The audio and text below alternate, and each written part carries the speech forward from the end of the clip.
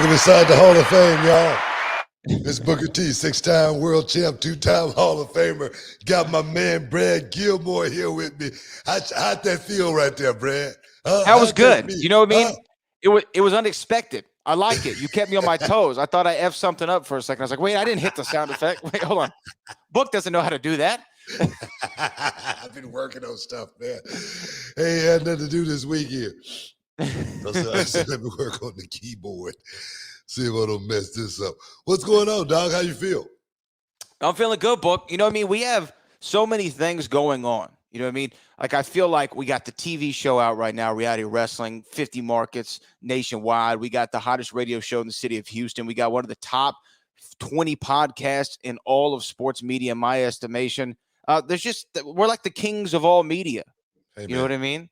Just having fun. If you want the word, if you want the hot takes, you get them right here. You know what I mean? Yeah, you're not adverse to saying things that are controversial as far as Hey man, I've been known to be a very controversial individual. I remember RVD said that one day back in the days, and why are you so confrontational? Because I always would get mad. First thing I would always think about is the hood.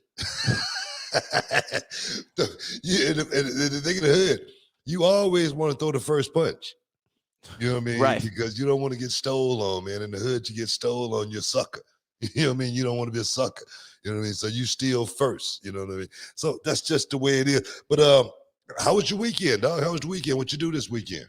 It was good. We had some friends in town from Florida, so we hung out with them for a little while. Saw my sister-in-law, I guess she would be here sooner than later. She performed at Jones Hall downtown, which is really cool. And then there was like what kind of performance? What kind of performance? So she's in a band, right? She's in a band, and they actually got to perform with a full symphony behind them, which was really dope. And then there was like four spoken word people who they were all doing political poems, all from different perspectives, right? Black Snow didn't show up, did he? Black Snow didn't show up. Black Snow wasn't there, but there was this guy who his thing was Blue Lives Matter, right? But his whole thing on it was, his story was this mother gave birth to two sons. One became a cop, one became a Crip, right? And they both were blue, right? And he talked about it was really good. I can't obviously paraphrase it all, but it was pretty incredible. But then I got to say this, at the end, there was these four ballet dancers, and it just went on for too long. You know what I mean? But at Jones Hall, they don't let you out. I thought that black and blue thing was about to go another way because, we got to say it in the hood, sometimes you so black, you blue. I don't know that one. I'm not familiar. I even know if I should have chuckled at that statement. I feel at risk. I'm just saying, I ain't trying to get you into trouble with that. You ain't got to repeat that. I'm not even sure I understand it. Maybe. So you didn't do anything this weekend? You just hung out? No, man, I just hung out, man. I was watching sports and entertainment going down this weekend. Of course, you had, AEW came on Saturday night, as well as I was watching that on that Bellator, man, that Bellator Grand Prix 205 tournament, and that boy Corey Overtime Anderson went out there and beat the brakes off that boy Ryan Dart Bader. He ain't so Darth anymore. He got his ass whooped in 51 seconds. It was a straight beat down. That boy Corey Anderson never have gotten the props. Let's talk about Corey Anderson for a second. Never got the props that I always thought he should have gotten in the UFC, because the only thing Corey Anderson did in the UFC was win. Other than the few losses that he had, Corey Anderson went out and won on a regular, and then was a guy who was not about to be moved up in any way, shape, form, said, man, let me move to greener pastures, which is Bellator Fighting Championship. And I think he made a hell of a move. Right now, he's in the main event in this tournament against Vadim Nemkov. I don't know a whole lot about Nemkov. Watched him fight on Saturday night, and he looked like it's going to be a tough bout for Corey Overtime Anderson. But this right here, dog, is for $1 million. And I'm sure Corey is going to go out there and fight to the finish as far as that money goes. So bully for the brother after making that big move, because that was a gamble moving from UFC to Bellator, and now it's paid off for him. Well, you know what? I think that we've seen this before, to where certain UFC guys, they find a second life over in Bellator. I think even Stephan Bonner was one of those guys when he went over there. He had a little bit better run and things of that nature. I think that, I don't know. I know Corey Anderson had his issues with the way that the UFC was run and the way that he was paid, right? And and that was really a big reason for his exit from there. I think that he ask for his release, if I remember correctly. He wanted more money. He thought he deserved more money for the fights that he was taking. He was taking nothing but big fights, and he was going up there and winning the multitude of those fights, and then not to be one of those guys that were touted to be one of our guys. You ain't finna get no pay raise, dog. Take what you can get and be happy with it. And he said, no, I'm not going to take what I can get. I'm going to go and see exactly what I'm worth. And Bellator right now, he's in the tournament, and that main slot, and the winner gets $1 million. I'm sure that's the biggest fight of his career.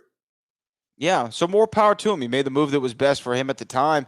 And the thing is, I hope there are more guys like Corey Anderson, just in the sense of, if guys start jumping to promotions like Bellator or One Championship MMA, or this new, I don't know if you heard about this, there's some new MMA organization set the debut here in the next year or so. I saw some people discussing it in MMA circles. I'll find out some details about it because I'd like to talk to you about it.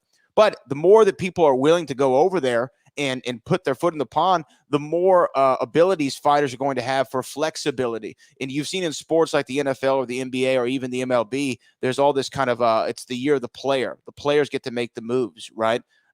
They kind of dictate the way that the leagues function. If they want to make a move to another team, they're going to make that move to another team and get a better situation for themselves. I think that the opportunity should be there for the UFC fighters who say, you know what, this format, the way that they do business isn't good for me. I need to find another place. And the more times they do that, the more opportunities there will be in the future. Yeah.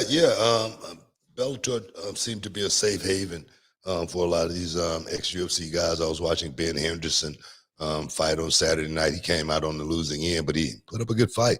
But there again, Ben Henderson is a guy that would be an afterthought in the UFC right now. So for a guy to still be able to make money doing what he does and what he does best, hey, more power to him, bro. More power to him. But Corey Overtime Anderson, baby, about to cash that check. And at one point, after he won the fight, I was wondering if he was talking about the UFC, just, the fans in general, but he said, "What the hell is wrong with me?" And I'm like, okay, what did that mean? Cool off there, bro. But he said the rest of these boys can't mess with him as well. And I believe that Corey Anderson moving on in the tournament, like I said, I'm looking forward to it. Other than that, man, I just kick back and, like I say, just chill. Well, there's one thing that I think you're bearing the lead of, and we're going to talk about in a second, but I do want to follow up on this new MMA promotion. So this has been announced. It's called World Fight League, and it's supposed to be coming in 2023. And according to reports, this MMA league is being created and will be structured more like NBA, NFL, and NHL, which would include a 50-50 rev share with the fighters, guaranteed contract, health insurance, and more. So we'll see how that works. Bruh, you can forget all about what you just read. All right? Because there ain't none of that about to happen. Damn it. I've heard pipe dreams like that. I remember one time when I had left WWE, I got a contract in the mail from somebody that said, "Man, we opening this new wrestling company. We're going to have all the same things you just said." And none of it ever happened. All right. I don't even think I ever talked to the people ever again after the initial conversation. So when that happened, when you say 2023? 2023. We'll talk about it again. Guys, you're in the Hall of Fame. Stick around. We'll be back in a minute. Independent wrestling is full of charismatic personas, incredible athleticism. Shooting star, crash from crash. That's a cover. And at times, complete chaos. Got attention. Don't do it, Will. Oh my gosh. Senton bomb through the table. This is where the young guys, the young girls come today to pay their dues, to learn the craft, to start the journey to become the next wrestling superstar.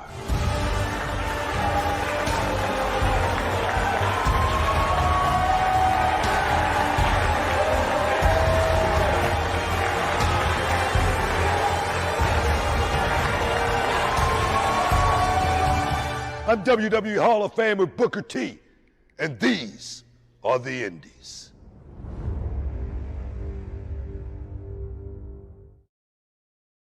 Can you dig it, sucker? Sexy number. Welcome back inside the Hall of Fame. What are you doing, man? Soundboard for another program. That's best. Soundboard for another program. But hey, man. I feel like we're in the Hall of Fame, ESPN 975, 925, and I feel like you're bearing the lead here. I feel like you planned it off. Oh, I didn't do anything over the weekend. It's kind of boring for me. I'm just chilling, man. I'm just chilling. I didn't do much of anything except kick off the ALCS for the Houston Astros. That little nugget. Park. That little nugget. yeah, man. I got a chance to hang out with the boys, man. Josh Redditt. We hung out in the VIP suite, and got a chance to watch them boys go out there and do it. H-Town style in grand fashion. Game one, we did it, but last night we had a little trouble. But definitely, man, I was definitely overjoyed, man, to say the least, to be in the house. Game one, doing the play ball for the first time. That's the first time I ever got a chance to do the play ball. ALCS 5-time champs. Houston Astros doing it big. Guys, play ball. It was a monster, baby. I was just like, man, don't forget and say the Rockets or something like that. More than anything. But it was awesome, man. It was awesome. The atmosphere inside Minute Maid, bro. I'm not the biggest baseball fan, but playoff time, right, brother, you see some of the hottest action. I mean, the game actually speeds up when playoff season is upon us, man. And I tell you, man, to watch the guys go out and do it live in living color, awesome feeling, bro. Did you stay for the majority of the game, or did you see the win? Did you see the Altuve home run? I stayed until after the Correa big bump. Okay. And then I say, baby, we better get out of here, because I couldn't move. I couldn't move around too much in there, man, because I'm a hometown boy. I must say, man, the people in the H, they represent, and they always show love when Booker T's around, man. I just want to say that to all my Houstonians out there, man, all of you guys. I love you guys, man, for representing and always putting me in that position to make me feel a certain way. I really appreciate those guys, man. When Correa hit that bomb, right, that home run into the Crawford boxes, wasn't his reaction to it just like the greatest of all time? He just hit it. And he didn't overly celebrate. He said, he just threw the bat down. He stayed in the same position for a second or so. Like, that's gone. Okay. We ain't got to worry about that one coming. It's gone. It was beautiful, man. It was beautiful, man. To watch. It was one of the coolest celebrations. Nah, man. To watch the young guys out there doing their thing, man. I love it, bro. I swear, man. I love it, man. It gives me a euphoria that makes me wish that I was 25 again, and I wish I could, change sports and do just wonder what it feels like just one time to do that. I swear. I've never been, like I said, I played Little League Baseball once, and I just didn't gravitate to it. But watching these guys go out and do something like that, or hit the Grand Slam, something like that, wow, Can you imagine, man? That walk. Unbelievable, bro. Unbelievable. I've always wanted to know, and I'd be curious for you to weigh in on it. What do you think the greatest sports feeling is?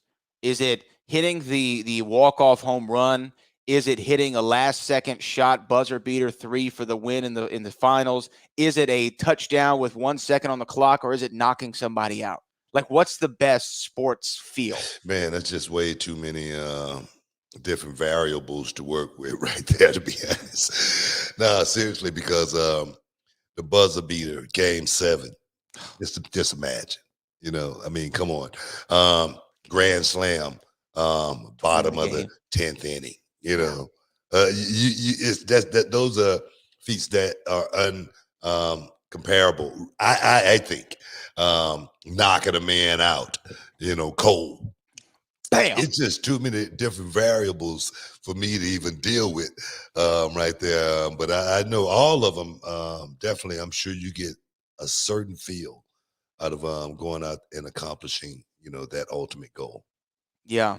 Insane. Hopefully the Astros pull it off tonight, take that 2-1 series lead in Boston. I think we're in Boston tonight. So we'll see what happens, BT. A lot going on in the world of pro wrestling, sports entertainment, MMA, all kinds of things happening. I don't know where you want to start this week. Where do we start? Man, we might as well start with the ratings, man. AEW, SmackDown going head to head, with Rampage. That right there was something to talk about.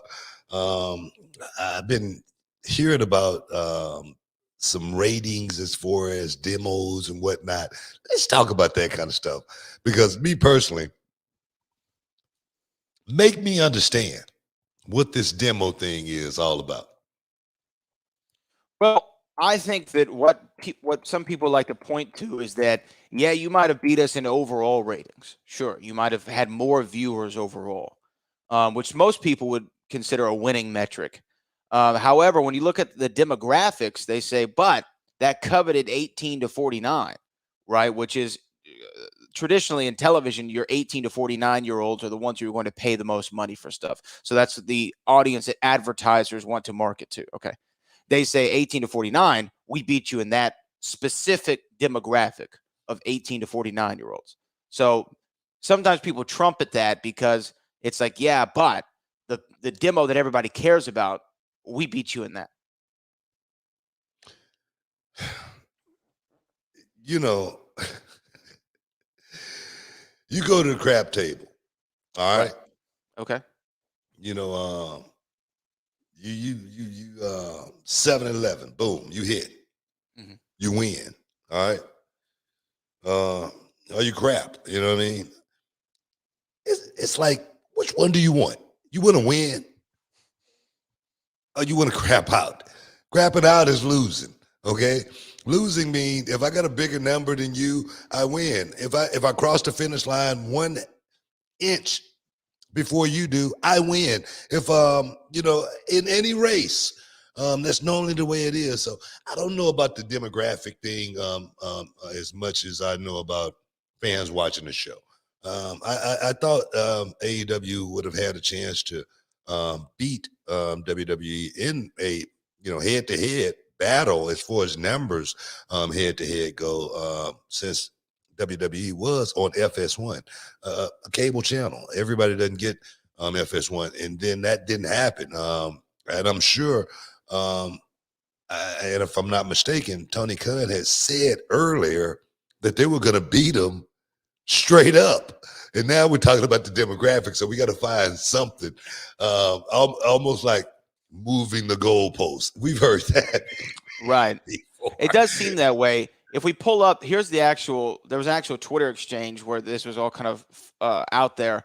At Darren Rovell said, WWE got a big victory last night over AEW, even after SmackDown got moved to FS1 because of the MLB playoffs. SmackDown, 793,000 viewers to Rampage's 549,000 viewers. So that's overall viewership. Like you're saying, at a craps table, did you win or did you lose?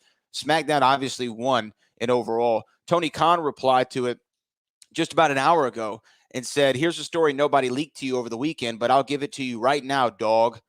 AEW got a big victory over WWE after WWE aggressively extended their Friday show 30 minutes and loaded it head-to-head 10 to 10:30 versus Rampage, with AEW Rampage winning 328 to 285. 200, and that's a plus 15% margin. Again, he's referring to the demographic is where they won. That's what Tony Khan said, dog. I don't know, man. I'm of the sentiment that, Tony Khan's doing a lot of talking about nothing. Okay, go out and produce a good show, and at the end of the day, we'll know who won. Okay, if that's what we're looking for, if that's your goalpost, if that's what you're trying to score it. But all of this talk about what you're doing and this and that back and forth, I swear, man, it sounds like a little schoolgirl saying how pretty she is over the other girls, on the schoolyard. I mean, I could be wrong. But to me, that's what it sounds like. It doesn't sound like a boss. It doesn't sound like a real boss move to be talking about something as small as that. I remember back in the day when, WCW, WWE, it was head-to-head going down, mano a mano. That right there, that was a real war, fighting for numbers. And at one point, WCW took that rating war and ran with it for 83 weeks. That's a long damn time. All right. Yeah. It's a long damn time to say, man, hey, we're winning. We're winning. But what happened after 83 weeks? The ball shifted, and we never got the momentum back. And you know why? You know why? Because there's a lot of talking going on. There's a lot, and a lot of guys not working and keeping their eyes, on the prize. So my thing is, if Tony Khan is smart, like I really think the guy is really smart. If he's smart, he would definitely stop thinking about the fans on social media, opposed to, man, how long can we run this thing? How big can we make this? And I'm not just saying that because it's Tony Khan. I remember when I first started in this business, I started with a company. It was called Western Wrestling Alliance, and Ivan Putski, and we had sponsors out of the gazoo. And I remember hearing Ivan Putski one day. He said, "Man, I'm gonna run Vince McMahon out of business." And that company lasted for about a year, and we were selling everything. So it's like, why think about what somebody else is doing when you got a good thing going on right here? Right. That's my point more than anything. And they got a damn good thing going on. Let's see how long it lasts. Stick around, guys. You're in the Hall of Fame. We'll be back in a minute. This is Booker T World Gym Arena in Texas City, the home to the Reality of Wrestling Training Center. It's a 20,000 square foot facility with more than 50 full-time students and wrestlers from around the world. Inside the World Gym Arena sits a 9,000 square foot venue set up for weekly shows. From up top, 1-2 moonsault! Where our students showcase their skills in front of a live audience. What he's done here is awesome. He's created opportunity, and he's creating great talent, as you guys well know. In the back, a full weight room. 6 up! Complete with state-of-the-art equipment and personal trainers. There you go. Two more. A full staff and office personnel. One more. Running the day-to-day operation. We have interview sets for TV production, promo classes, quarterly combines. We evaluate progression and team building. Referees, commentators, ring announcers, and live television production. At the World Gym Arena, we don't just teach you how to become a professional wrestler, but an elite sports entertainer. This is Reality of Wrestling.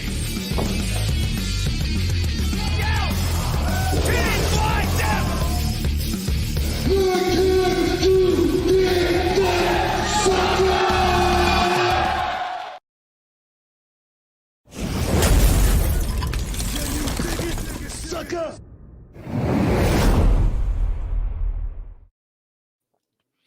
Welcome back inside the Hall of Fame, guys. Where are we, man? Where are we? Talking about Tony Khan, right? Talking about Tony and all things AEW's ratings war, their ratings battle with WWE. And the thing is this, man, and I say, Tony Khan, like I say, he's the boss. Mm-hmm. When you're the boss, you carry yourself a certain way. Now, if it was the boys like this thing right now with Top Dollar and Max Caster, all day long, okay, I agree. Hey, I love it, bro. Hey, that's right. That right there for me, I can take that. Kenny Omega throwing shade on NXT, I can take that. Roman Reigns talking about CM Punk, I can take that all day long. Because that's what a warrior is. The warrior is the soldiers that's on the battlefield. I can take that. So I'm not saying one company shouldn't throw digs or anything like that, but I'm just talking about the boss. The boss normally let all of the soldiers, I mean, just say for instance, the commander in chief, he ain't gonna be on the battlefield doing the work. No. Right? He's gonna be in the war room, strategizing with all the generals, and then you got everybody else out there in the war zone working. So that's just my point on that. I see we got something. We do have a super chat, and I want to get to it right now because it has to deal with what we're discussing. This is from the real Giannis. Super chat. Appreciate that, Giannis. Khan might want these war of words to get him more exposure to wheel in more eyes on his product, which, by the way, has been kick ass. I think. Oh, his product's been kick ass. Also, Khan has said he hasn't talked to Bray Wyatt. What do you guys think? Is he telling the truth? Well, let's talk about the first part first. I think that there is a certain sentiment to Tony Khan. If I'm loud enough and more people are talking about it, maybe I can get a rise out of WWE, and then I have more eyes on me. I think you do. If that is his case, you run the risk of looking, as you said, like the girl at the prom saying, "No, I'm pretty too. Look at this dress. It's showing off my cleavage." You know what I'm saying? Like, look at me. Look over here at me. You do run that risk. And so I think that if that is his strategy, it could be a risky one for the boss, as you just mentioned. Yeah, you know what? Calling out WWE on a regular basis, talking about WWE on a regular basis, me personally, I don't think it does a whole lot for AEW. Me personally. Now, what I think does AEW a hell of a service, doing shows like they did at Ash Stadium. Okay, they got Target Center coming up. Go out there and produce. And I think you ain't got to talk about it. And it's a saying, man. You can talk about it, you could be about it. Facts. Which one do you want to be? If you go out and produce, you ain't got to say nothing. It's right here. When AEW produced a WrestleMania weekend where people coming from around the world to be a part of that thing, and it's 100,000, 70,000 people in an arena, you ain't got to talk about nothing, okay? We just came off the pandemic, and WWE had 50,000 people at SummerSlam in Las Vegas. 50,000 people were, damn it, I couldn't even get in the arena, okay? So when you be about it, you ain't got to talk about it. And that's what bosses do. So I'm just saying, hey man, go out and show me something. And like what was the person in the comments name? What was his name? Giannis. Like Giannis said, man, they got some kick-ass stuff. Got great product. So why not do that opposed to talking about it? I agree. Hit me up, Giannis, if you got a rebuttal. I agree. Like, you need to let your product speak for itself. You really do. And for Tony Khan, again, look, if this is the way that he wants to go about marketing his business and what have you, he can. I just think that you look, I don't know, you look like the lesser of the two brands by calling out the other brand all the time, being the boss. Now, I think that Tony Khan should be eternally proud of what he's created in 2 years. This is incredible. I mean, if you look at the talent roster, the shows they put on, the amount of people they draw, the numbers they get on their shows for a company in 2 years, that is insane. TNA didn't do that, right? Even at TNA's highest of highs, I don't know how many people, they weren't drawing Arthur Ashe Stadium, Bro, right? When I was there, nowhere near it. Nowhere near. Nowhere near. And that was like the peak when you were there with all the other guys. That was like the top of the top, pretty much. Now, if y'all went over to the UK, you draw well. We didn't draw like they're drawing right now. Right, exactly. And that's my point. So Tony Khan needs to be proud of what he's done, and I'm sure that he is. But the constant, oh, look at this, though. I beat you with the 18 to 39-year-olds who live in Des Moines, Iowa. Like, it just, to me, it like. Have you had any conversations with Tony? Because you sound like him a little bit. Do I sound a little bit like Tony Khan? Do I do it? I mean, look, all love to Tony Khan in sincerity. All love to him, because I think that what he's been able to build is sensational. And it's great that more people have a place to work. I know that's kind of a cliche thing to say, but it's true. More business, competition is good. You run faster when someone's chasing you. You can list the cliches on and on and on. I just don't like the petulant child syndrome at times that he and you know what? And members of the quote unquote wrestling media. Isn't it funny how all of a sudden the wrestling media, they become experts in television ratings like overnight? Yeah. You know what I mean? You know, the coveted demos. Yeah, TV companies they really want to sell to this demo. It's like you aren't a ratings expert. And last I checked, I don't even think that ratings, like I told you a week ago, the only two people I've ever heard talk about ratings in the last 5 years are people in wrestling and the former president of the United States. I've heard no one else talk about the ratings, like in any television. You know what? You know what the thing is? Until AEW came along, we really didn't hear about the ratings. No one really cared about what WWE rating was until AEW came along. And the thing is, I get it. It's us against them. You know what I mean? There's two different guys fighting for the same thing, which is, you know, the people. That number, I get it, and that right there is news for a lot of these outlets to be able to put out there just to give you, the viewer, the listener, something to bite on. And I get it, I totally understand, man. But as far as I'm concerned, man, if everybody did their job, if everybody did what they supposed to do, they shouldn't have to worry about fans watching the product. No. I don't think, you know, just say, for instance, I'm a movie buff. I don't think one movie is going to affect, you know, if you're going to go watch it, if this one was good or not. You know what I'm saying? If it was good, damn it, okay, let me go see this one. Let me check it out and let me see if this one's good. And I think that's what the whole deal is for me, man. If it's good, you know, go and watch it. And at the end of the day, say, man, this is a hell of a week, man. I'm zoned out, man, because how good everything really, really was. So, hey, man, just sit back and enjoy the product more than anything. Here's another Super chat from Giannis. I completely agree with Book. The boss shouldn't be doing the talking. He should let the talent do the talking. Who am I to argue with the king? Hey, man, I appreciate it. I know, I agree, but here's what I would love. Let's just end this once and for all, right? No more ratings talk. Let's just have a promo off, right? I mean, since Tony's quick with the Twitter fingers, you know what I mean? Let's get him in the squared circle, center of the ring. We'll put him on one side. We'll put Vince McMahon on the other. Vince ain't finna cut no promo because, like I said, he a boss, man. He ain't got time to be doing that kind of stuff. Who would win that promo battle? Promo school.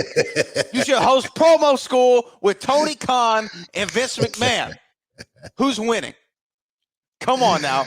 Hey, man, I don't know. I'm not going to get into that right there, man. I'll tell you who's winning. I know Vince McMahon knows his stuff, all right? Look, I really think Vince would be able to cut a pretty decent promo. This is no disrespect to anybody in the history of WWE, but Vince McMahon might be the greatest heel promo of all time. You want to talk about taking somebody's soul out of their body? Like, I think Vince could do it better than anybody. Right? Because if he starts talking money, you know he's talking real money. This isn't like for show, for play. Hey, man. You know what, though, man? Like you said, a lot of stuff been going down on the internet, on social media. And I know we got to take a quick break here, coming up in about 60 seconds. But something that I said a month or so ago that went viral, which made me trend, and it was me talking about CM Punk in the promo. And I've been listening to a lot of people as of late, not a lot of people, but a few people. Now they're echoing the same thing that I said. Uh-oh. No. As far as this love fest CM Punk has been having with the fans. Him coming back and wrestling, Darby Allin, and from Darby Allin now is going down as far as the guys that he's gone out there and wrestle. Putting CM Punk on Rampage, haven't boosted the numbers like over the top like most people thought. I just think that's something that we got to talk about that. Because I'm sure everybody thought when CM Punk came back, boom, the numbers was going to pop up to a point to where perhaps they could have been knocking WWE clear out of the water.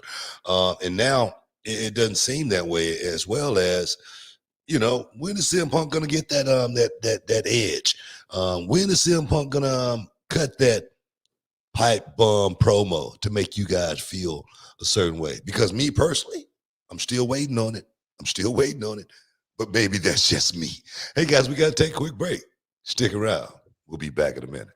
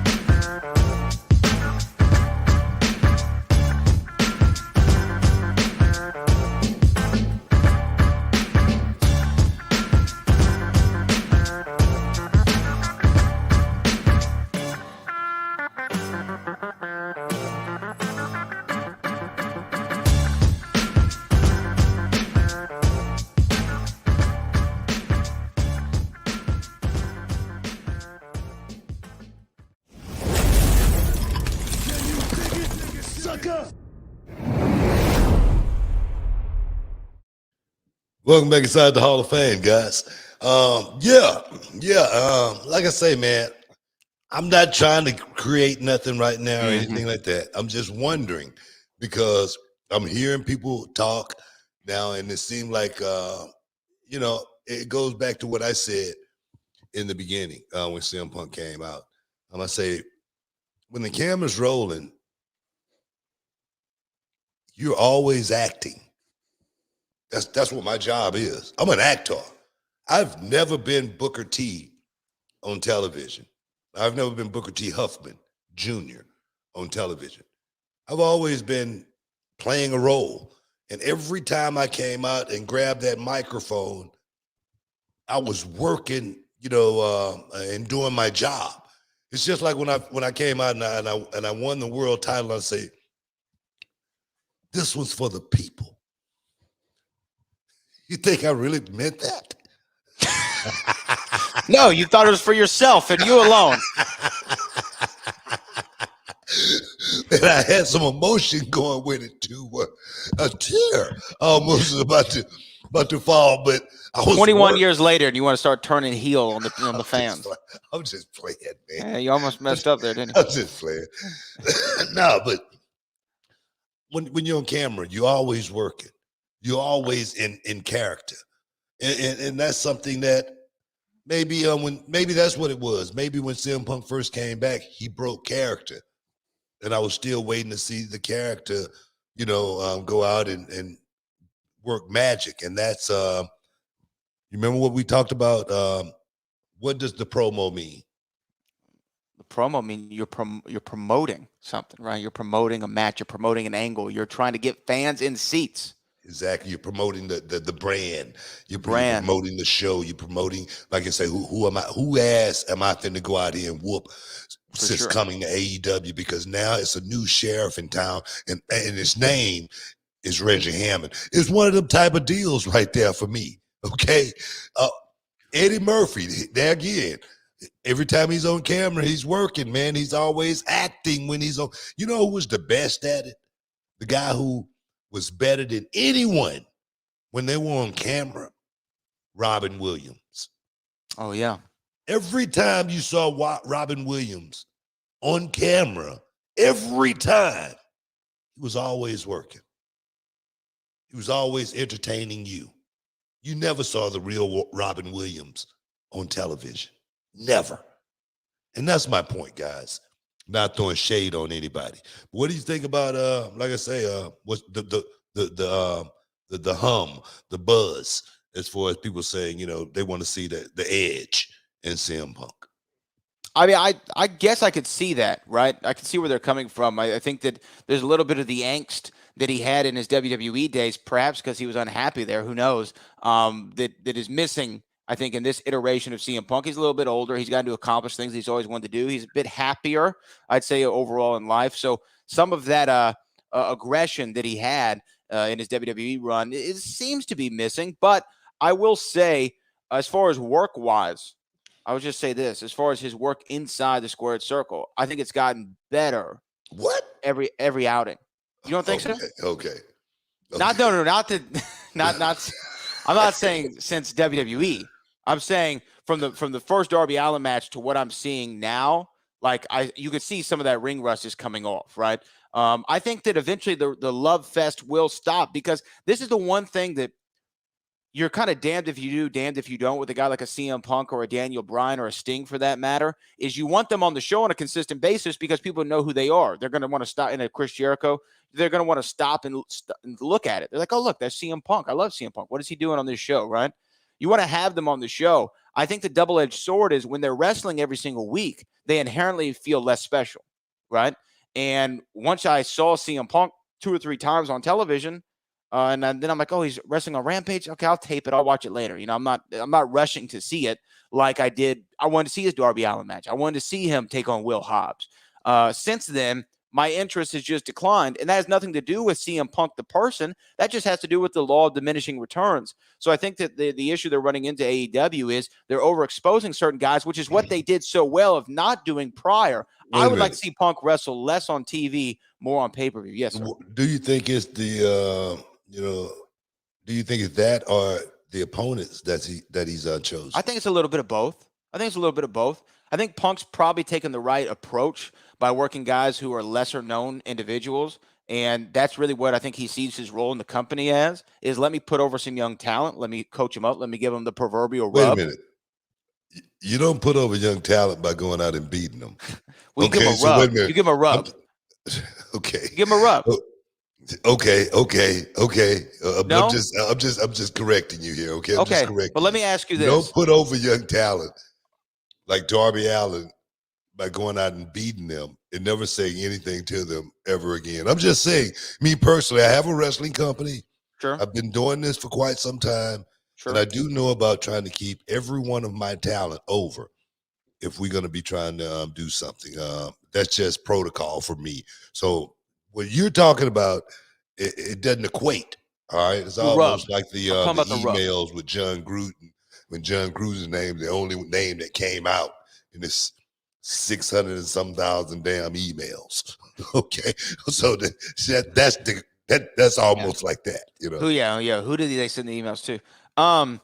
I think that, like, again, I understand what you're saying with CM Punk, and I think that him, though, working the younger talent is a good idea overall. I mean, you can only progress as an entertainer and a performer and a pro wrestler by working somebody better than you. And, well, you know what I did when I worked the younger talent like AJ Styles? I put him over. You know what I worked with? What I did with the younger talent? Like Samoa Joe. What I did? I put him over. When I work with the young guys like Bobby Whose Roode, decision was that, though? Whose decision was that? It was your decision. It was my decision to do that. Do you think Punk has the ability to say, I want to lose this match? Or do you think Tony Khan supersedes what CM Punk wants to do? No. It's there again. It's up to me to if I'm in that position and I got that authority to say, man, if I'm going to win in this match tonight, you got to win as well. So let's figure this out. How do we want to do this? Sure. Not just me going out here and getting a 1, 2, 3 and getting my hand raised. So I'm saying that because I got a small little company right here in Houston, and we work damn hard for our talent to keep these guys in a certain position on the show because fans are watching and they want to make sure that the guy that they love and they cheer for on a weekly basis, damn it, they want to see him winning most of the time. And if they lose, it better be a reason why. I hear you. Okay. I hear you. But before we move into a break, we do have a couple super chats and I don't want them to disappear. Okay. Let me hit this one real quick. This is based on the last segment. Super chat. We have a pair of them from Roland Curtis, so I'm going to read them back to back. Roland says, do you guys know that Tony Khan is the same age now as Vince McMahon was when he purchased the company from his father, Vince McMahon Sr.? Okay, interesting fact. Then Roland comes back and says, this is what I was referring to when I asked you guys, whose war is this? You guys said it was WWE versus AEW, but Tony Khan is in my age group. You guys put Vince and Khan on the thumbnail. Khan is 38. Reigns is 36. Millennials talk online. Yeah, I understand that. Look, I'm a millennial. I come from that generation, but I still believe in the old school principles. Like I said from the Lil Wayne song, real G's move in silence like lasagna. You know what I mean? I'll make moves behind the scenes, and when they're ready to be said, then you'll find out about them. I really don't prescribe to or subscribe to boasting your chest at the smallest of victories. It's not about battles. It's about a war, right? And a ratings evening. And here's the thing, too. If you're saying that I beat WWE in this one demographic for this 30-minute period when they were on a channel that they normally are not on and most people couldn't find them or were watching the MLB playoffs, is that really a win? Like, is that really something to boast about? I don't know. I think I'd keep that one to myself, personally speaking. I mean, I understand Tony Khan being younger, and he's definitely grown up in this age of social media. Okay. He's a master of it. And there again, I'm taking nothing away from Tony Khan. I'm talking about being a boss and being the guy that's the top guy in my company. And me personally, if I'm that guy, I'm not going to be getting into a fight with somebody on social media about how good or bad my company is. It's just not something that's going to happen. Now, me personally, I don't think I'm going to have that much time. First of all, in the time that I do have, I'm going to be thinking about, damn it, what can I produce that the world has never seen before? That's where I'm going. And if I do that, there again, talking enough said in my book. That's just me. Like I say, and I understand. There again, he's a young guy. You youngsters, man, y'all want to get on Twitter, Instagram, y'all, man. This damn TikTok and the Big Bank Challenge. I'm about to lose my damn mind. Seems like you watch one too many Big Bank challenges. I can't wake up in the morning without opening my phone and it's a brand new Big Bank challenge. This morning is a headstand challenge. Well, the booty just got to be out. You know what I mean? And this is something you're complaining about? I'm not complaining about it, but man, come on. There's only so much a man can take. Exactly my point. You know what I'm saying? I'm like, man, I ain't got time for this. You know what am I about to do? What the hell is wrong with me? I feel like Corey Anderson. You know? We gotta take a break.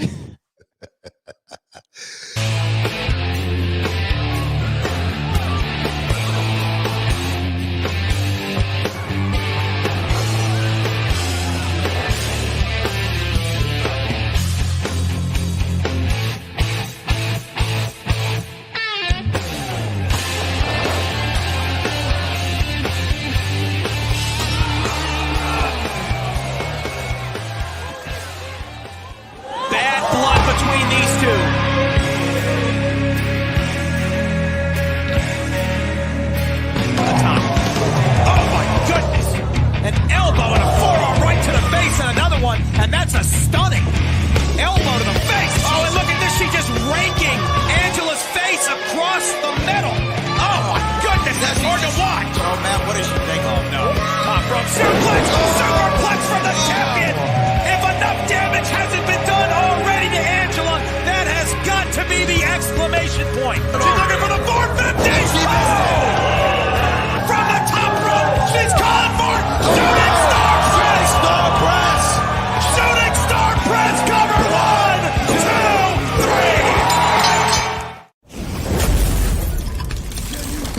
3. Sucker!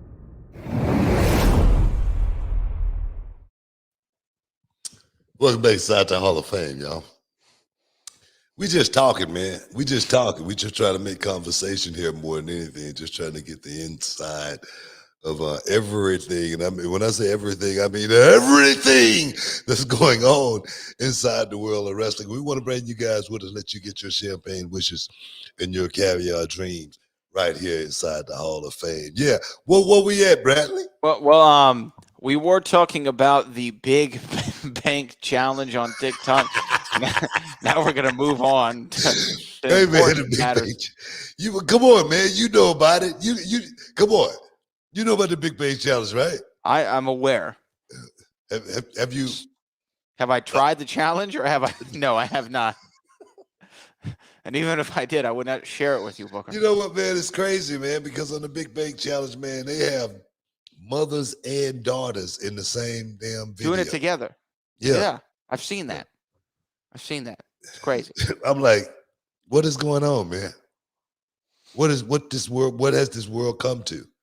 Well, we have to put videos online to show just how big our booties are, and the roundness and the shapeness of it. I'm just wondering, man. But have you seen the Big Bank Challenges where there is no big bank to be had? Well, the little bank. The little bank. That's what they call it. The little bank. There's no bank. But my friend has a big bank.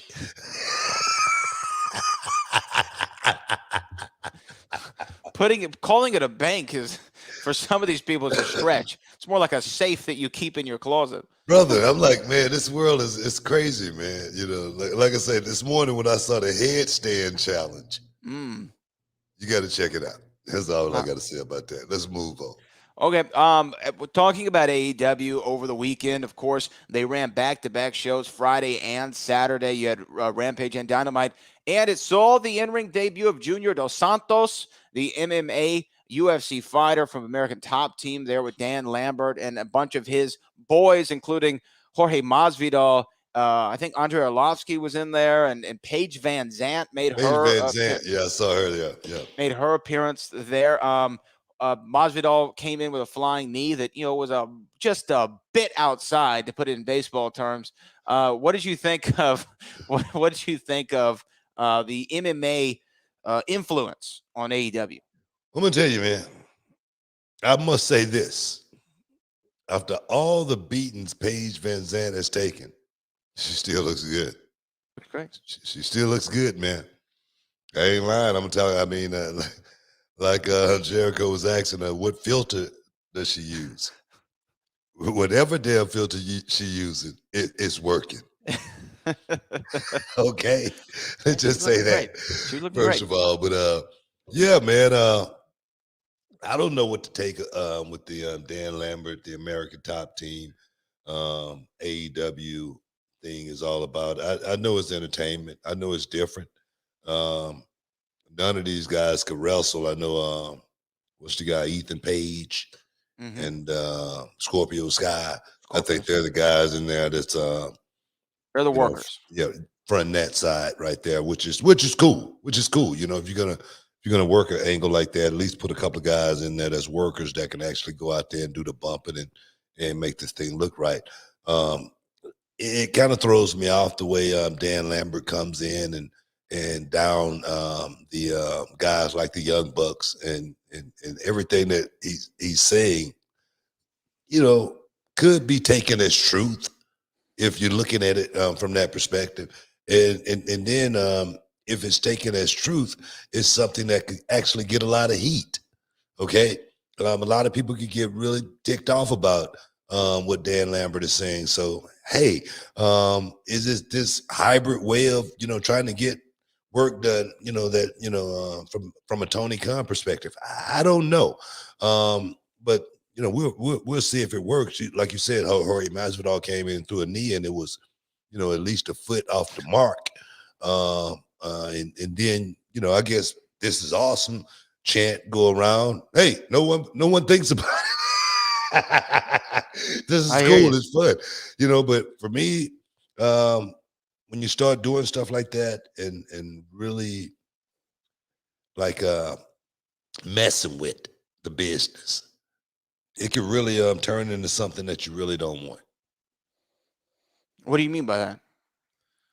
Well, there again, it's like letting people into the business that really don't respect it, that don't understand, what the guys put in before them, and they think it's really all about them. When it's not about any of us personally, it's about the fan that paid to come and watch us. That's it. It's about the fan that paid that damn dollar to come in and watch us do our thing. When guys start thinking it's about them, it's a problem. I don't care what nobody say about me ever, but I've never once thought that the show was about me ever, because it's not. And when you get brain guys in, like I said, that don't respect it, going on Twitter saying a lot of stupid stuff, and I've talked about certain guys in the past, and I'm not going to bring up their names right now. I'm talking about guys in my own company. Okay, I ain't talking about AEW guys right now. Okay, so let's get that straight for the listener out there. Guys that don't respect the business, they shouldn't be in it. That's just my personal belief. The guys that came before me, whether I like them or not, I'm going to respect them for what they gave to this business. There's a lot of soldiers out there. Perhaps they wasn't the best soldier on the front line, but damn it, they went out and did their job. They did their best. You respect them the same way. You say, thank you for your service. That's what you say to them. We got guys in this business that don't understand it. And that's one thing I can say, I sit around guys like, like I say, MJF sit with me for about 45 minutes to an hour under the learning tree. I respected that so much. Because he could have been a guy that walked up and listened to what was being said and said, man, I ain't got time to listen to this. You know what I'm saying? So I respect the guys that respect the guys that came before them. But the guys that actually knows talent as well, because they're willing to sit there and listen. They ain't gonna sit there and listen to somebody that didn't go out there and produce.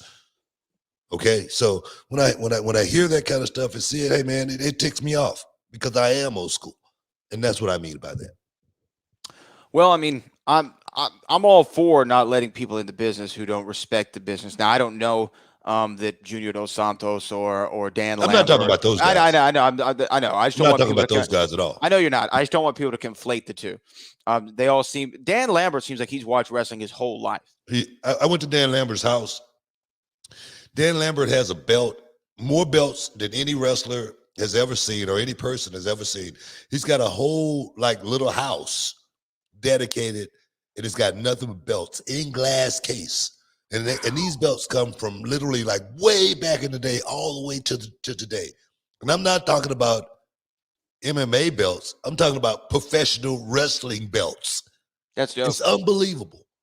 I got a chance to witness that with my own eyes. That's why I'm not going to sit here and knock Dan Lambert, because I know he's a historian.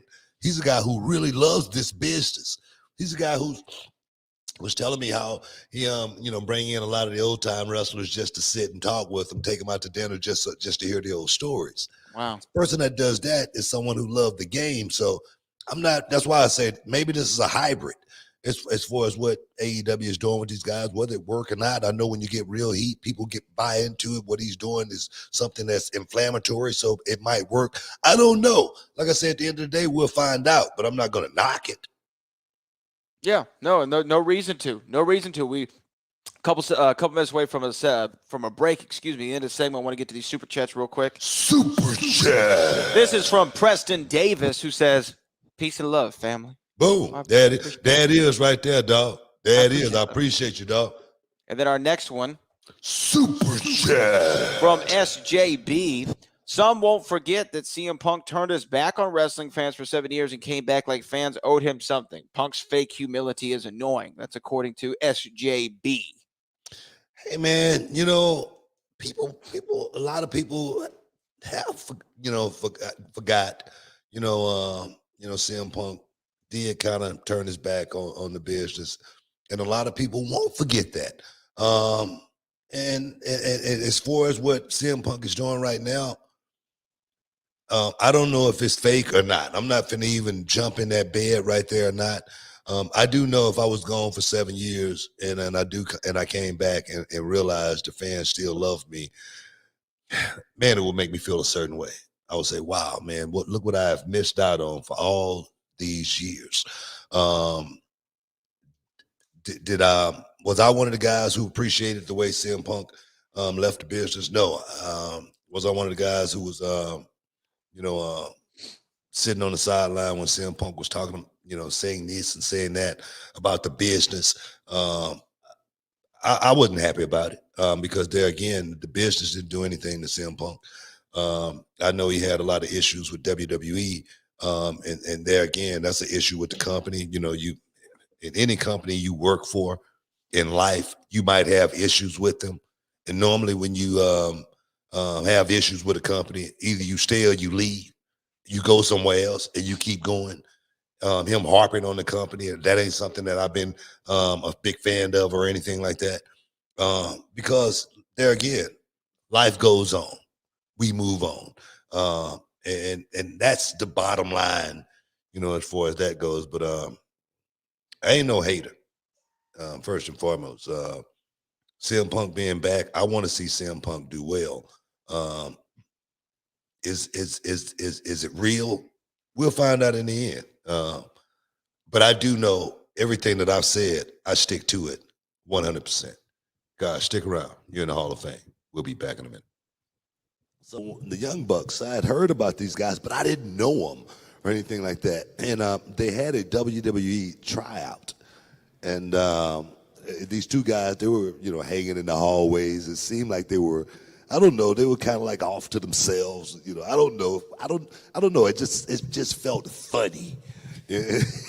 And I was getting ready to do I was doing commentating back then, and I had my jacket, laid over this, piece of equipment, and I walked by, and one of the Young Bucks was leaning on my jacket, and I was like, "Hey, bro, that's my jacket right there," and he goes, "Oh, okay," I got my jacket and I walked off, and I was like, I didn't realize it, but they were there for a tryout, and I was like, man, after I realized it, I said something on one of the podcasts or our show or something. These guys didn't even shake my hand, and then next thing you know, it was a big thing going around as far as me not shaking the Young Bucks' hand. And then they started doing a thing online to where, they wouldn't shake anybody's hand, and then, they had a thing with RVD, right, where they wouldn't shake RVD's hand. So I was like, man, you know what I mean? These guys are taking this thing to another level.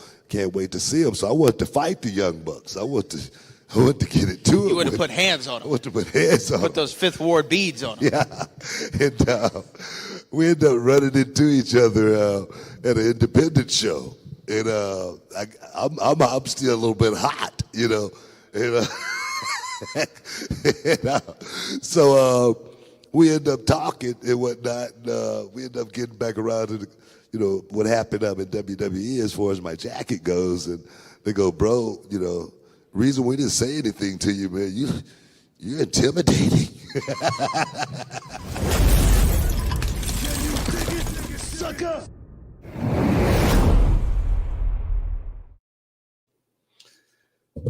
Welcome back inside the Hall of Fame. Man, I'm still looking for news, man. I'm still looking for news as we speak right now, just trying to see what's out there, what's hot. And like you said, Brad, right now the hot topic is the numbers are in. And this demo, 18 to 35, AEW, WWE, man. Where we at, man? Where we at? We got any more super chats? We don't have any super chats at the current moment, but we do have something that we need to discuss along the lines of the ratings, along the lines of AEW versus WWE, along all those lines. This is something big. Oh, wait, super chat did just pop up here. Super chat. Did you see my other super chat? Okay, well, hold on. Let's go back and find it. Oh, yeah, here it is right here. Book and Brad, do you guys ever play WWE 2K20? If so, we should do a triple threat online match. There you go. Man, me and my son, man, we had been playing, man. We got deep for a while, and then I don't know, the pandemic started, and then my son kind of fell out of the game. He fell out of love with the wrestling business for a minute. When we had no crowds, he just could not buy into that. And but definitely, man, we may have to do something online. And but I'll tell you what, I'll let you know because Brad just hooked up the Twitch channel. So I did. I've been playing Ghost of Tsushima right now, and but I might have to switch over and get into some 2K20. We'll see. All right. So let us talk, though, about this other story that has been on everybody's mind, brain, and heart. This is, of course, Roman Reigns had some things to get off his chest. He had some things that he wanted to say about AEW and about good old CM Punk. Let's talk about the AEW stuff first that he said, and I just kind of want to get your reaction to the big dog talking in this article. I'm going to share it on the screen so we can all see it as we talk about it here. So here is Roman Reigns talking about AEW. He was asked about the competition of it, and this is what he said. So I don't see the real competition with AEW because I think their fan base legitimately is a hardcore fan base. So there's a ceiling and a built-in ground to that viewership. The WWE is trying to connect with everyone. We're trying to connect with the mainstream. We're trying to pull in the casual fan. We're trying to engage the new viewer while also servicing our hardcore fan base and giving them compelling stories to fulfill them as well. I don't know. I've said it before, but I've said it before. When the audience is probably the biggest character in your show, that's strange to me. You'll hear it all the time, the review and the comparisons. I think that's because they're the new kids on the block. They're the cool kids in town. I guess because of how premature and how novel it all still is, I think they're still being babied by these hardcore wrestling fans, which is fine. That's great. I don't think anybody's ever, especially from a performance standpoint, say, oh, no, there's more opportunities out there. That sucks. So it's not a bad thing. It's great for professional wrestling. It's just a weird argument because there's so much bias and there's so much, I'm on this side and I'm not going to open my mind to the other side. And it goes both ways. That is what Roman Reigns wanted to say about AEW. And then he said, he continues to say, as far as competition, not to me. There might be some other people on our roster who maybe think they need to dig deep and get better as a performer and when they go out there at the art form. But there's nobody in the whole world, any other promotion in WWE, I'm better at this art form than everybody else. And I stand on that. That's the totality of it. I'm not just talking, oh, his spots are so good and he counters real well. That stuff doesn't mean anything to me. When you tally it all up, nobody touches me in the business. So that's what the tribal chief wanted to say about both AEW and where he feels though his number one spot is in the game. Of course, he got number 2 on the PWA 500. What do you think to Roman Reigns talking that talk, BT? You know, I agree with a lot of it, man. But the one thing I think even WWE, you know, company that I work for, need to keep an eye on. One thing that I've always noticed is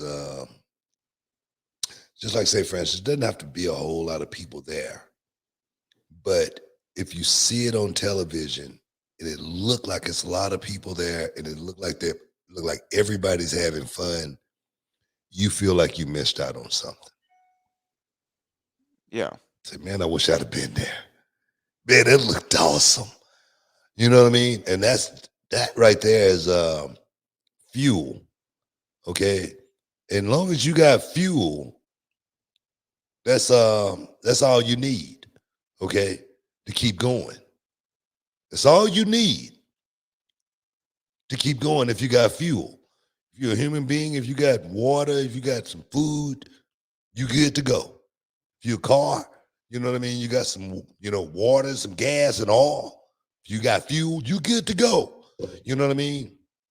And I think it's the same thing with that what I'm speaking of when it's a lot when it's like I said, it can only be 20,000 people, it can only be 10,000 people. But if it look like they are having a whole lot of fun, it's got fuel to get bigger. That's the one thing that you cannot discount as far as AEW goes. Yeah, it looks like everyone's having a great time. It feels like an atmosphere. I even Well, said it when I feel went, like that. Well, you know what it feels like? It feels like when the New Age Outlaws came out back in the day.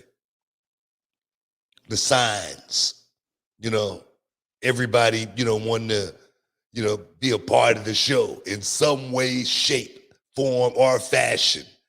They wanted to be a part of that show. And I noticed when Adam Cole walks out, when he does the boom in the Adam Cole baby, baby. man, you can feel that. Yeah. No matter what happens after that. That right there is something when you watching it and you see it happen, you say, man, that was pretty cool. You know what I mean? So that right there for me is fuel. And that's something that you got to really you got to pay attention to. That's just my opinion. Well, speaking on Roman Reigns, SJB comes back in. Super chat. Roman has been champ for 400 days and is selling an incredible amount of merch. Do you think this is the apex of his abilities, in-ring and character? Or do you think he can even get to a higher level? Well, Roman has been taking what he's given and making the best out of it since day one. Every situation they put Roman in, he's gone out there and dealt with it straight up. Whatever happened, happened. Okay. And a lot of times, well, I wouldn't say a lot of times, but Roman has been put in situations to where the fans, the way they feel about him, it hadn't been his fault. Okay. It really, it's like when Roman, first came out and, it seemed like they was, trying to make him the Rock. And, he was going out and he was cutting promos and he was trying to be quick wit and, and he was and that just wasn't Roman. And, it's like you can't put me in the Rock's position and expect for me to be the Rock. It's just not going to happen. That guy was an anomaly. He was definitely something that was just different than any of us, so but Roman took that situation and bit down on it and said, okay, the fans hate me for trying to be like this. They're going to hate me, but I'm still going to go out and perform. That's the one thing that Roman has always been able to fall back on, and that's been his performance, man. He's always been a guy that worked at a very, very high level.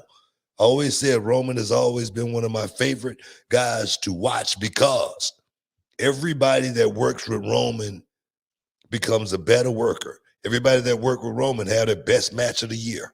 Everybody that worked with Roman, they don't have another match that good all year. That's just my opinion when I'm watching Roman. So I look at it a little bit different than most. And I think Roman is literally one of the top guys in this business, especially being a heavyweight and going out there and know how to, work that, that style and still being able to entertain people at the same time. Because when you're a heavyweight and you ain't jumping around and jumping over something and still having to entertain people, it can be a little bit hard. Sure, absolutely. Absolutely. I think that Roman Reigns has been one of the most compelling characters, I think, in all of wrestling over the last, 5 years. He went from being somebody the fans hated and loved to hate, and now they hate to love him, right? I mean, he's so effective and so great at what he does and what he's able to bring to the table. I think that can Roman Reigns get better? I guess anybody can get better, right? You end up working smarter and not harder and things like that. Do I think that he is at his peak? Do I think he's at his prime? Like, are we seeing Roman Reigns in his prime right now? I think so. This is the top level. And to be honest with you, do I agree with him saying that there's nobody in any other promotion that can touch him? Yeah. I think he's the number one guy in all of wrestling right now. And he even said, he's like, It's not about, oh, he can counter out of this or that was a cool spot. Roman Reigns is one of the most believable performers in wrestling today. When he walks out there, you believe he exactly is who he is. He sells everything like he's supposed to. He seems like a legitimate badass, right? And as he said about all the other AEW performers, and he said, and really, I think this to everybody, but he said, they're my little brothers. I'm going to throw them out the club. That's the kind of talk that I want to hear from a guy who thinks he's the best in the world. If you think you're the best in the world, that's the kind of talk you need to be talking. And Roman Reigns is doing it for me. No, man. Like I said, I'm a believer in the guys talking smack, all day long. So I'm not gonna hate on what Roman is talking about or any of the stuff. Like I say, the stuff with Max Caster and Top Dollar. Man, let it fly, man. Go out there and bring the fans in, man. Make this thing a real fight. And I think at the end of the day, everybody's going to be saying, man, awesome. When those guys see each other in the bar one day, hopefully, they say, man, what's going on, man? Can I buy you a drink? You know what I mean? It ain't going to be no, like these rappers or anything. It ain't going to be like that. Trust me. Yeah, man, I'm looking forward to the future of these young guys and the battles back and forth. And, see who at the end of the day, who is actually the best in this business, man. Because right now, man, it's up in the air as far as talent goes. Because you think it's up in the air about who's the best? You think that's up in the air? No, I'm just saying it's a smorgasbord of talent out there right now, man. Great word. It really is. It's a plethora of guys that could actually really go out there and do it. I like Kenny Omega's work. Some of it I don't appeal to, but if everybody had a second and third gear like Kenny Omega, oh my God, this business would be in a much better place. I know workers when I see them. I know entertainers when I see them, and he's definitely an entertainer. He's definitely one of the best this business has ever had to offer, so it's just so many of them out there, I'm even looking, I'm even digging Aleister Black. Not Malachi. Malachi Black. I'm even digging him. And, I said, I wondered if this guy could, get over in this climate today when this, he doesn't do a whole lot of talking. All he does is go out and wrestle. But I tell you, some of the stuff he's been doing in the ring has been totally making me a believer. I'm like, whoa, okay, yeah, I like this, So yeah, man, it's a different flavor. There's so many guys, like I say, we got so many guys on the roster in WWE as well that could actually go if given the opportunity. So that's why I say it's like boxing. You only see the Deontay Wilders and the Furies of the world. You don't see the guys that's on the way up that are really good and perhaps probably could knock those guys off, but we just ain't ready to let this money go yet, so we ain't gonna let you get nowhere near this. There's so many guys out there that's like that right now, man. It's just almost like untapped. So that's why I say, we got you. All you see is the Roman Reigns. You know what I mean? All you see is the Bryson DeChambeaus, in golf. You know what I mean? The only person they talking about, and is the Jacksons, Lamar Jackson, and football. They talking about the top guys. They ain't talking about the guys that's underneath. You know what I mean? So, but it's a bunch of them out there. Well, I think that's just the way the old mob flop, right? To quote a phrase from you, I think that when you're elite at any industry, you're going to be the most talked about thing. And Roman Reigns has been consistently the most talked about guy for a very, very long time. I think that Kenny Omega echoes that a little bit for the AEW side. But to me, I think that Roman Reigns, he checks those boxes, those elusive boxes, right? Does he have the look? Yes. Does he have charisma? Yes. Does he have the in-ring ability? Yes. Is he believable? Yes. Does he have a great entrance? Yes. Does he look, does he look the part? Everything that you could think of that you need from a great wrestler, he has. Yeah. And I think that's why he's, in my opinion, he's just the best doing it right now. And I know on Wednesday we'll have to talk about what we're going to see in Saudi Arabia this Thursday. This Thursday, Crown Jewel does go down. It's going to be headlined by Roman Reigns and Brock Lesnar, two of the most believable guys ever. I want to say this, though. There was a clip circling around Twitter the other day of Brock Lesnar taking a choke slam from Undertaker, right? And we have to have the conversation of Brock Lesnar as a Hall of Fame bumper. Oh, this man, guy, I know. You know what? I know what one you're talking about, and you don't even have to show me. He got up for it. His feet was way up here. Yeah, it was above Taker's head. Yeah. Then he hits and boom, and he flops and jumps Yeah, out of the ring. I know exactly which one you're talking about. You don't even have to show me that one. Hall of Fame bumper. Go look at Brock when Brock is selling for guys. I'm serious. Go look at Brock when he's selling for guys. Oh, man. Nobody sells like Brock Lesnar. I always said, man, Brock's a damn good worker, and his second run has been a whole lot better than his first. 100%. I agree with that wholeheartedly. Even when he works the smaller guys, like go watch him work AJ, Finn, or Daniel Bryan. Those matches are so compelling, and he knows how to tell that story with their help. It's a two-way dance. But if he didn't bump and sell for these guys like he does, but he know how to bump for these guys too, though. He ain't just out there bumping, and he make the bump actually believable working with a guy like Finn. So, yeah, man, I know exactly what you're talking about, bro. You ain't got to convince me. Well, Book, I mean, we have to talk about that and much more on Wednesday's show, our go-home show to Saudi Arabia Crown Jewel, where they're going to crown a new king of the ring and a new queen of the ring. We'll talk about all that and more, but I think it's about time to get out of here, BT. Yeah, we got to get out of here, man. But before we get out of here, guys, diamonds are forever. I'm going down this Saturday night at Booker T. World's Gym Arena. Hey, guys, if anywhere in the Houston surrounding area, Texas City, come out there and check it out. The ladies will not let you down. They always do 100% as far as giving you their all. So, guys, diamonds are forever. Come out and check it out. Booker T. World Gym Arena, Saturday night. Don't miss out. Don't get shut out. We're going to give away some tickets on Wednesday, guys. So stick in here, man. Get your champagne wishes. Get your caviar dreams. Get you some damn tickets to reality wrestling. Right now, Bradley, I appreciate you. All of you guys in the chat, we appreciate you. But right now, we out of here.